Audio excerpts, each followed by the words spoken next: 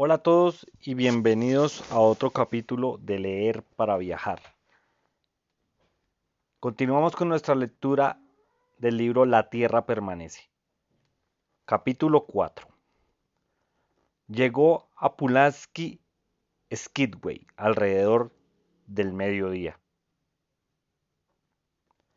A los 15 años había pasado por allí con sus padres.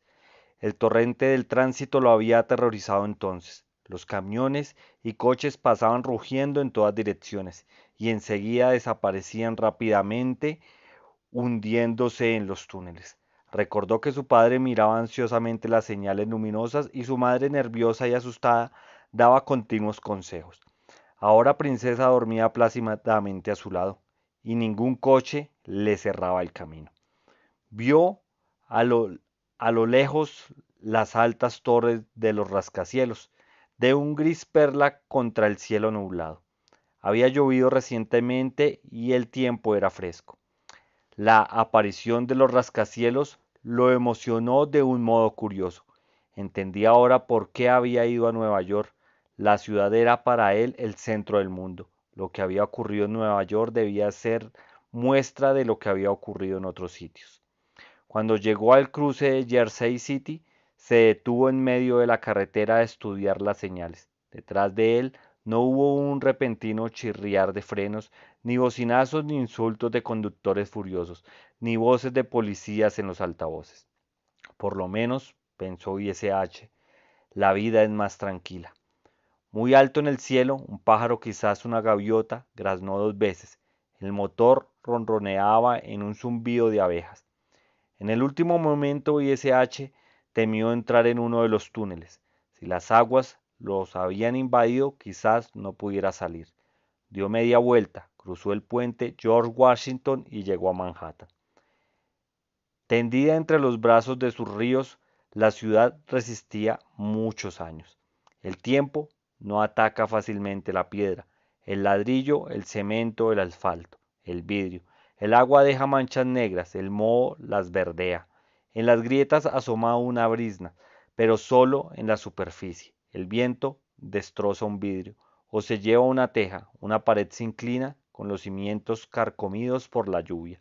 Unos años más tarde cae y los ladrillos cubren la calle. Las heladas hacen su trabajo. En marzo, y con el de hielo, la piedra se descascara.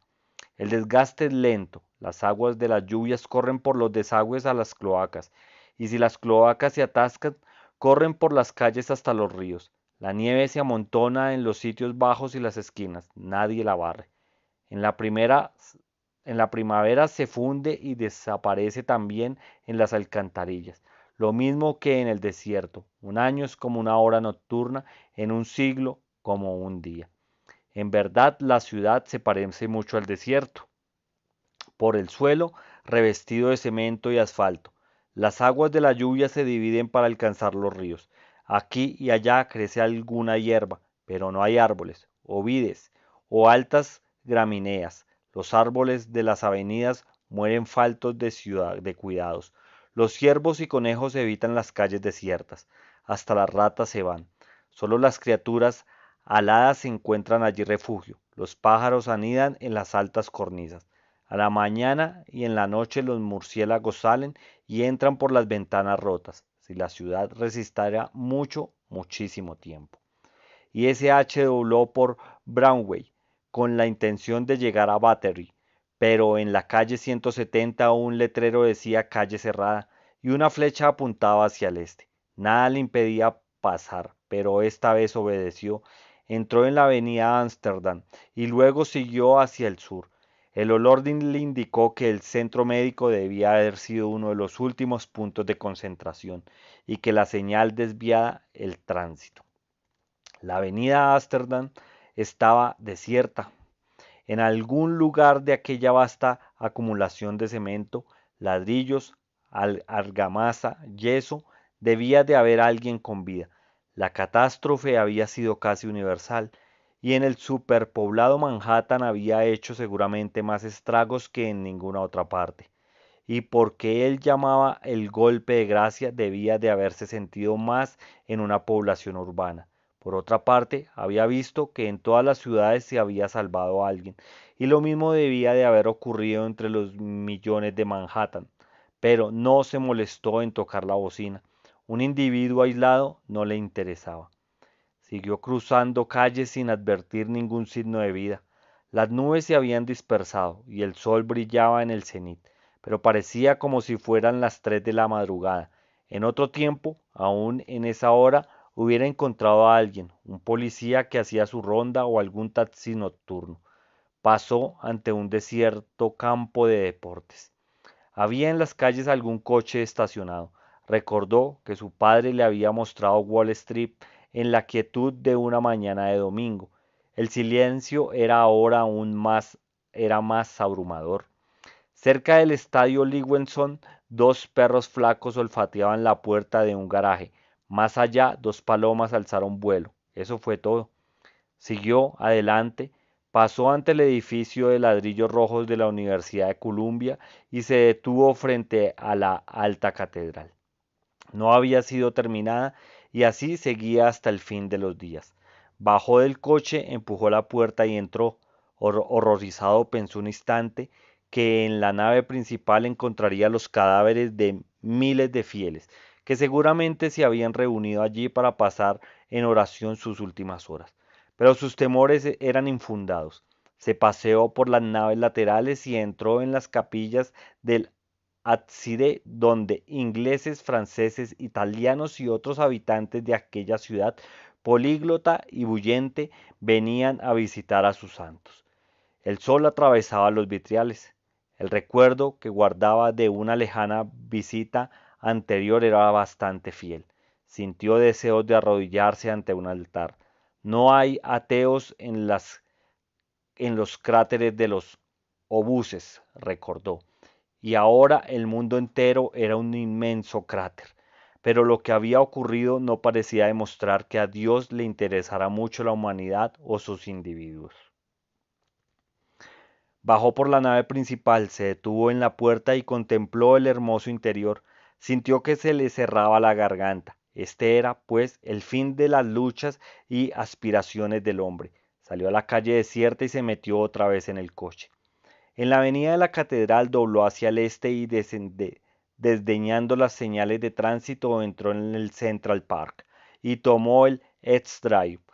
En aquel día de verano las gentes habrían ido quizás al parque como en otros tiempos, pero no vio a nadie. Recordó las ardillas. Los perros y gatos hambrientos habían acabado con ellas. Un bisonte pasía en un claro del parque. Más allá se veía un caballo, y S.H. pasó ante el Museo Metropolitano y el Obelisco de Cleopatra, ahora doblemente huérfano. Llegó a la estación de Sherman, tomó la Quinta Avenida y recordó el estribillo de un salmo. ¿De qué te servía ahora tus victorias? Isla en el interior de otra isla. El rectángulo verde del parque no moriría. Su suelo descubierto recibe los beneficios de las lluvias y el sol. El primer año crece la hierba, las semillas caen de árboles y matorrales y los pájaros traen otras. 2 o 3 años más y brotarán árboles nuevos. 20 años más y el parque se habrá transformado en monte salvaje donde cada árbol trata de crecer por encima de sus compañeros. Para alcanzar la luz, las vigorosas especies indígenas, los fresnos, arces, han ahogado las delicadas plantas exóticas cuidadas por el hombre. El camino de herradura se ha borrado. Una especie alfombrada de hojas muertas cubre los senderos. 100 años más y el monte será un bosque espeso donde no habrá otra huella humana que el arco de piedra que cruza el arroyo. Los gramos corren entre los árboles. El gato salvaje salta sobre el conejo y las cabezas de las persas asoman en el lago. En los altos escaparates de las casas de moda, los maniquíes posaban aún con sus alegres vestidos y sus joyas brillantes, y S.H. miraba al desierto de la Quinta Avenida silenciosa como una calle aldeana una mañana de domingo. Alguien había roto el escaparate de una joyería. Espero que el hombre haya encontrado sabrosos los diamantes. Pobre diablo, pensó S.H. aunque quizás se había sentido atraído por la belleza de las piedras, como el niño que recoge guajarros en la playa. Quizá los zafiros y rubíes lo habían ayudado a morir.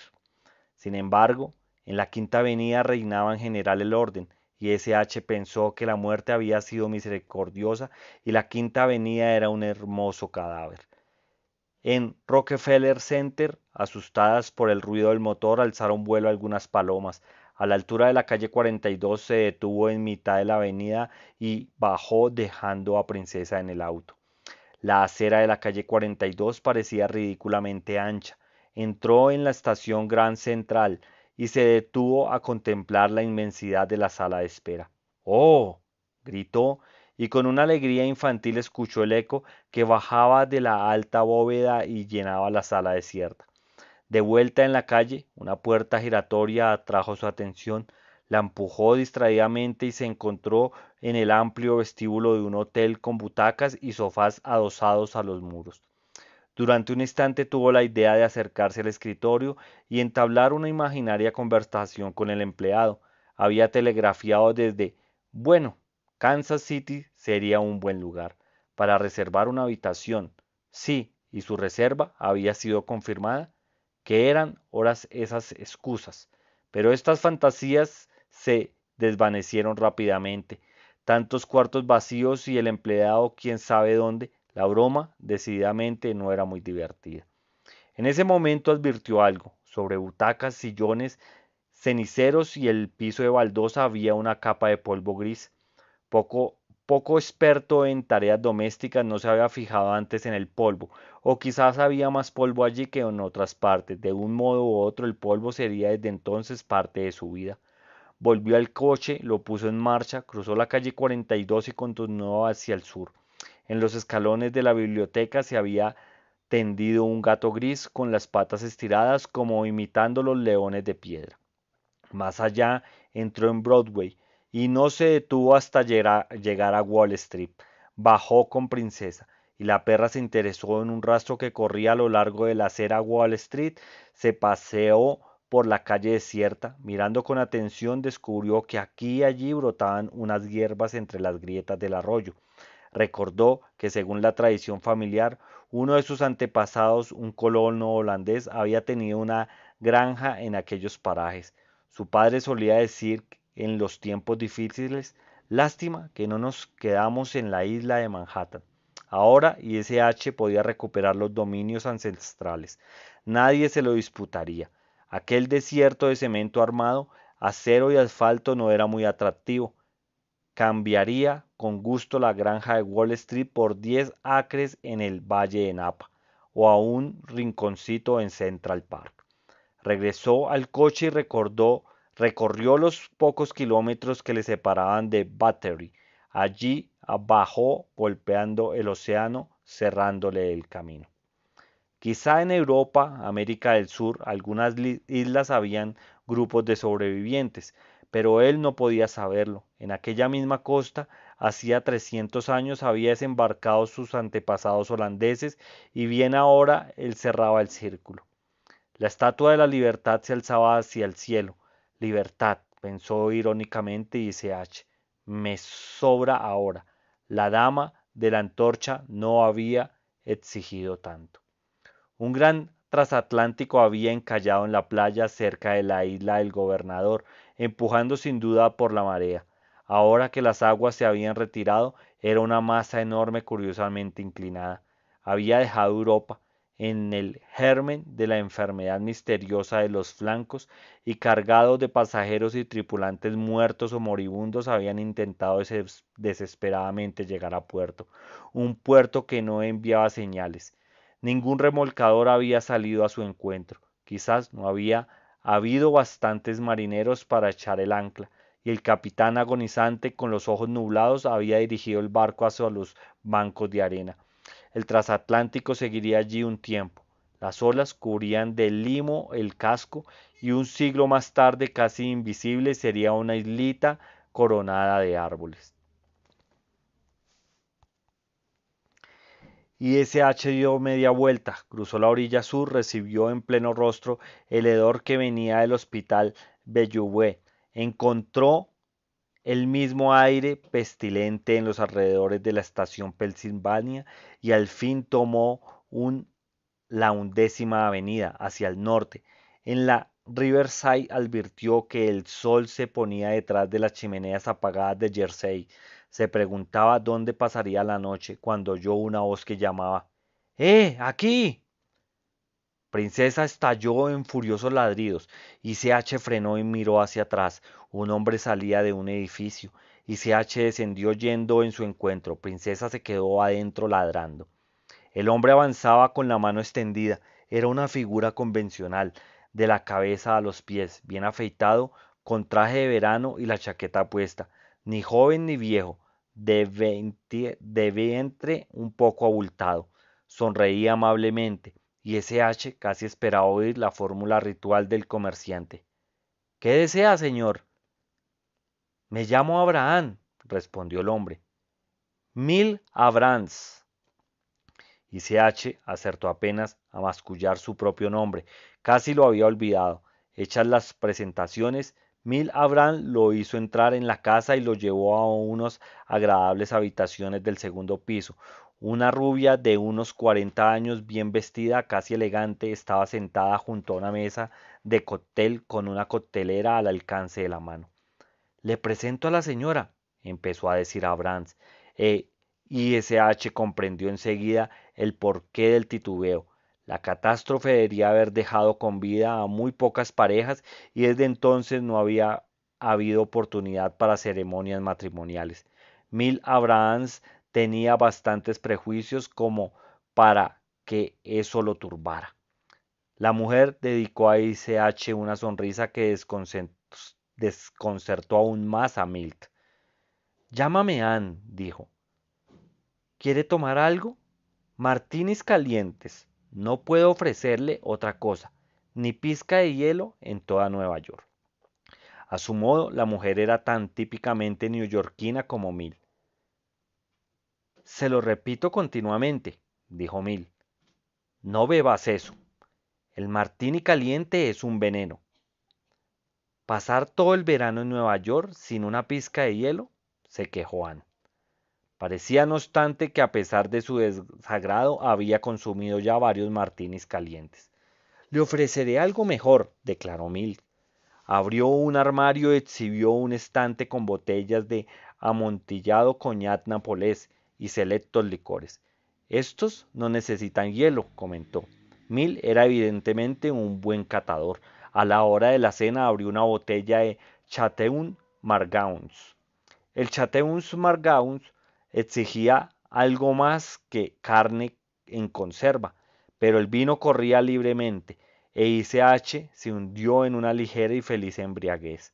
Ann parecía a aquellas horas bastante mareada.